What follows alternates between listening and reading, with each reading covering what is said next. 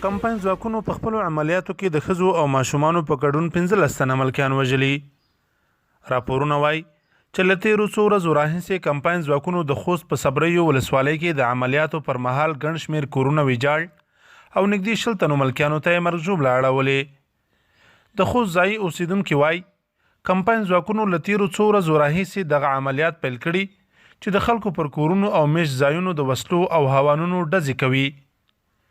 د صبریو یو تن ځایي اوسیدونکی یوسف خان وایي وړمه ورځ عملیاتي عسکرو د صبریو د مکتب بازار نه لاندې کلي کې د کلي امام په ګډون 9 تنه کلیوال په شهادت ورسول.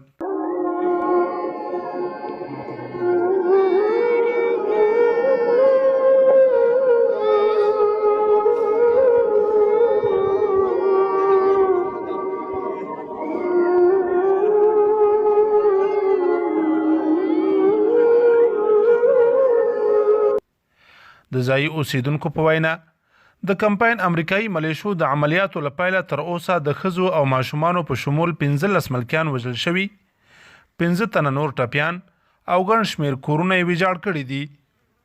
کمپاین ځواکونه په سیمه کې د امریکایي استخباراتو CIA روزل شوې ملیشه ده چې وخت ناوخت په خوست، پکتیا او پکتیکا کې عملیات کوي او د پوځي شنونکو په وینا په خپلو عملیاتو کې قصداً ملکي وګړي د خپلو بریدونو، عملیاتو او چاپو نښه ګرځوي.